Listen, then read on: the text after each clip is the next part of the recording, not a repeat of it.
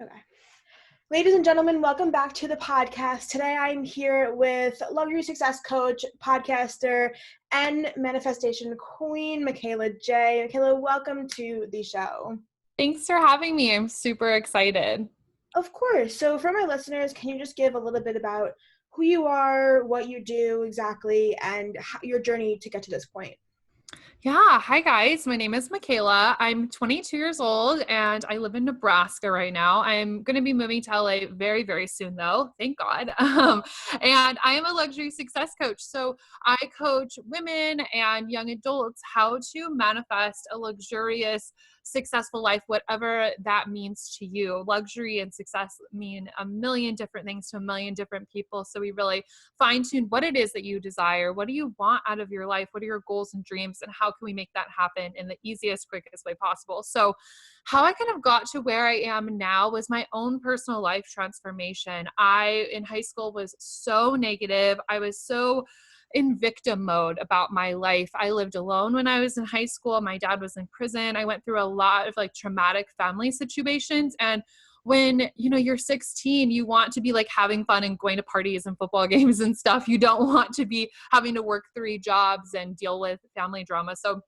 I had to grow up at a very young age, and I was really miserable for so long. And when I was in university, went on a study abroad trip to France and decided enough is enough. It's time for something to change. And I knew that needed to start with me. Somehow, some way, I magically knew that. And I decided for the whole study abroad trip, I didn't know a single person. I was going to be happy and positive and just the girl that lit up every single room she walked into. That was something I always wanted to be. So I just fully embodied that for the 5 weeks that I was in France. And I came home a completely different person. I dove into personal development after that, learned about manifestation, and 9 months went by of studying. And I had this wake up moment one day where I was like, holy shit, my whole life has changed. I have to teach people this. So from there, I started my business and here we are now. I love that so much because I feel like a lot of the times people will think that, a lot of outside sources and outside resources really get, to achieve your happiness, but truly it starts with yourself. Can you just talk about a little how I know you talked about you did courses and books and stuff like that, but how did you learn, that sort of the manifestation process, really worked? What were some signs that you saw were oh my gosh, I can't believe this happened and this happened? And what was sort of the process of you sort of, embodying what you wanted and sort of, switching that mental mindset of this is what I need to do in order to get to X, Y, and Z? Mm-hmm. Yeah, it was really interesting because when I got back from the study abroad trip, I knew that so much had changed in me. I was like, I've really cultivated this new personality, and I was really afraid because I was like, how do I integrate this new Mikayla into my old environment around my friends and family? And so I, like you said, dove into podcasts and books and documentaries and learned all of the things. But really what changed it was practicing what I was learning, and this is exactly why, in school, we learn things and then we have to do homework or tests. It's all about the application. So for me, that looks like, okay, I'm going to listen to this podcast and I'm going to take notes and then I'm going to journal on the things that I learned. Or this documentary told me about this meditation. I'm going to look it up, see if I can find a free one on YouTube, and I'm going to do that every day for 7 days. I'm going to look up a yoga flow and practice that. And it was a really just trial and error for me, trying all of the things. And my signature program, the very first course that I ever taught in my business, it's called Mindset Magic and Manifestation Method. And really it ties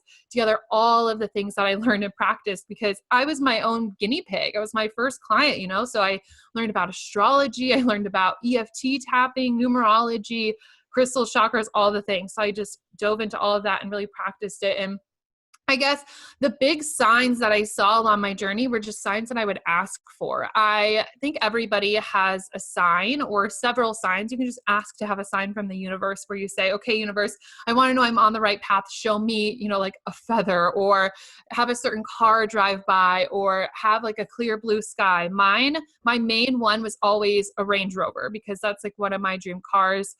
So I was always I want a white Range Rover. That's the sign. So when I was on this journey, really embodying, practicing the daily rituals, doing the journaling, doing the yoga, meditation, literally trying everything. I would just the next day be like, I want to see a sign, and I would see like a white Range Rover, which is not common in Nebraska, let me tell you.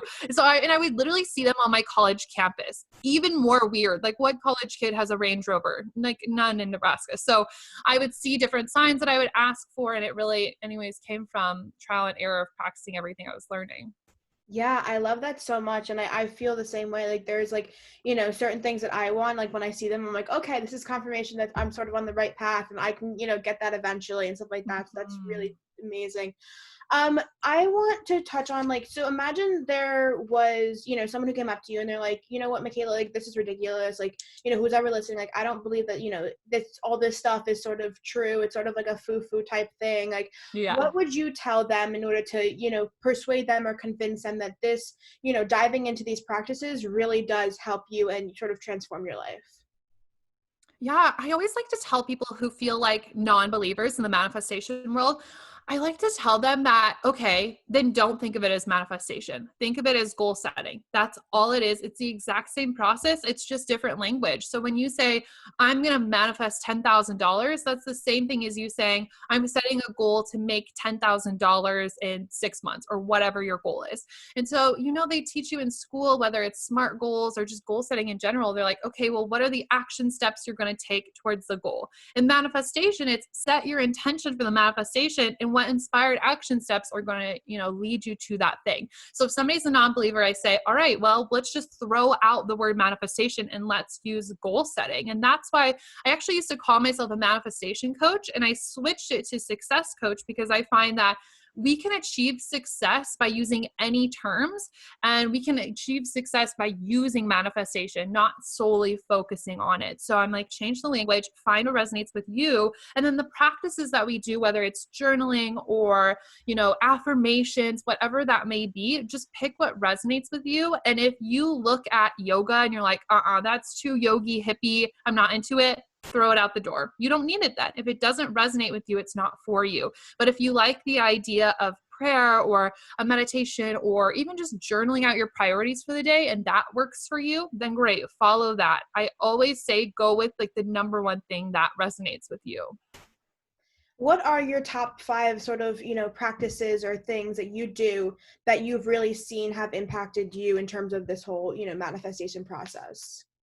I love this because I love talking about rituals. My number one is journaling. That was the very first thing that really transformed my life, was being intentional about writing down what was going on inside of my head. This is where I saw the most transformation, because our brains can only hold so much at once, and it can hold a lot more than we think, but consciously. We get stressed out because we're trying to hold too much information in our conscious brain all at once. So when you are journaling, especially when you're writing, like actually writing, there is that hand to brain annoying connection that everybody always talks about. It's like when you write it down, your brain, instead of remembering all the things that you're listing out, your brain just remembers, oh yeah, if I need to remember that thing, it's in this journal. And you take so much out and you are just so much more at peace. And you have that energetic space to call in your manifestations when you write it down. So journaling first and foremost is the most important thing to me.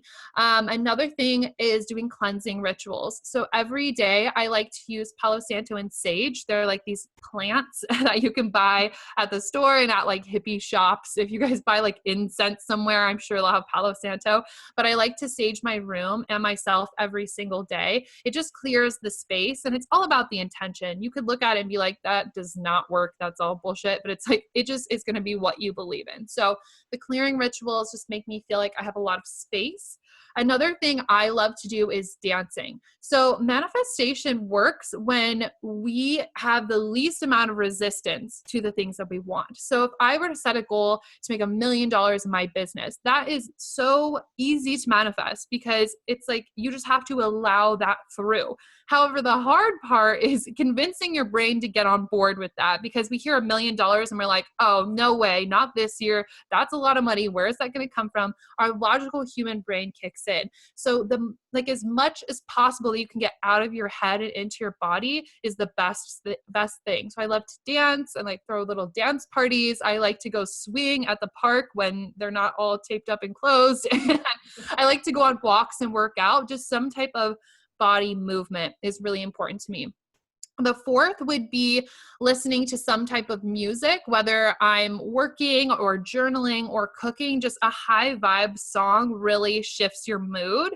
And I guess the fifth thing would just be little shifts throughout the day. If I feel myself like, I don't know, going a little bit low vibe or not feeling as excited about life, then I'll say, oh, we need to shift into this. And that this is going to be whatever emotion you're wanting to feel. So at any point in time, I'm always kind of manifesting 3 emotions in my life, or 3, I don't know, just words that I'm stepping into. So right now, my 3 words are wealthy, impact, and creativity. So anytime I feel myself falling out of the high vibes, I say, oh, how would wealthy Mikayla sit?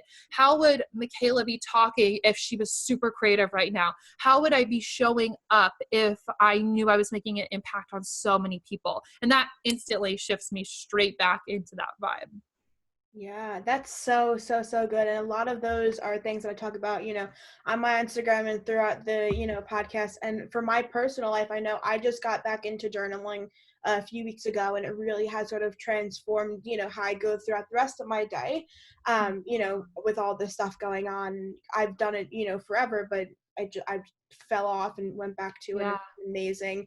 So imagine that this high school or college student, whoever you want to imagine, comes up to you and they're like, Mikayla, my life is just full of crap. I live in, the worst environment. I feel so bad like about my physical self, about my mental self, I don't feel like I have, friends. I just feel like there's nothing for me, around, and I don't feel like I have a, sort of a purpose. I don't have anything that I'm sort of striving towards. What would be like your best advice that you would say to them?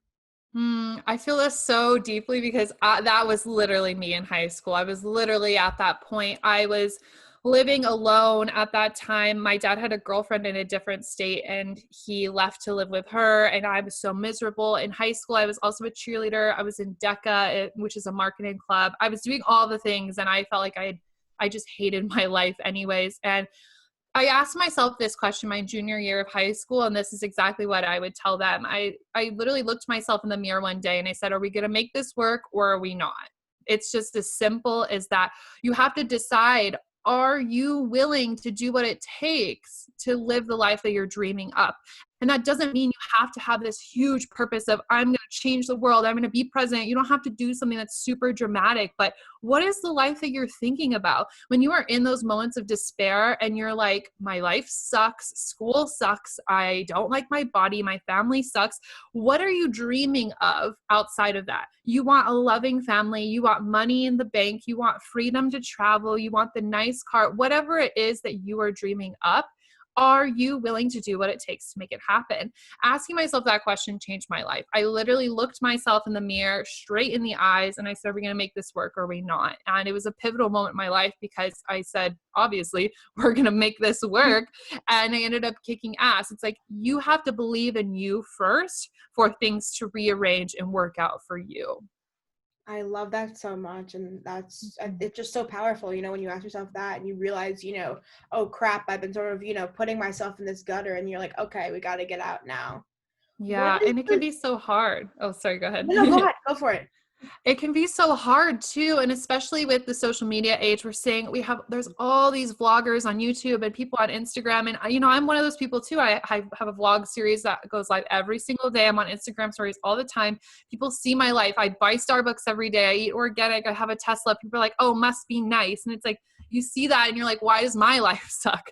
I remember that so vividly, but it's just that choice every day coming back to that of being like, this is my vision and we're going to get there one way or another. Someday I'm going to wake up in that mansion. Someday I'm going to wake up with the love of my life, with my dream body, as happy as I've ever been. And you have to cling to that as if it is the only thing that is true in your life. Yeah. What is like the best thing you love about your life or your job right now? Oh boy, that is such a big question. I love everything. um,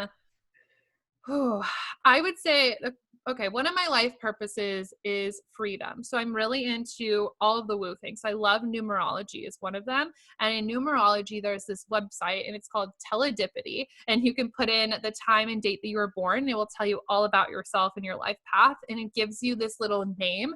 And mine is a freedom seeking adventurer. That's like my life purpose. So when I'm out living this like freedom lifestyle, when I'm adventuring, that's why I love to travel. That's when I feel the most alive. So the main thing I would say right now that I love about my life is the freedom that I feel. I have the financial freedom that I've always wanted. I have the freedom to go anywhere at any time. Well, that's not true right now, but normally, In general, yeah. yeah, I have freedom, flexibility with my job and my business. And it's just the most beautiful thing. It's better than I could have ever asked for. Yeah, my dream life for sure. Yes. Before we roll into the final question of the podcast, where can people find you for more of your amazingness? Oh, thank you. Instagram is like the best place to hang out with me. I'm on Instagram stories every freaking day. I'm at the Mikayla Jai there. You guys can watch me on YouTube. I'm doing a 30-day, or I guess it'll be 31 days because there's 31 days in the month, but a 31-day vlog series where I post a YouTube video every single day. They're like 20 minutes long too. And I'm just Mikayla Jai over on YouTube. And then the last place to find me is my podcast, which is the Mindset, Magic, and Manifestation podcast. Yes, and it is so fire. Everything she posts is just amazing, incredible. Thank you. For this final question, this is the question I ask all my guests who have ever been on the podcast. What is your, based off of wow, I forgot it. I was like, wait, what is it again?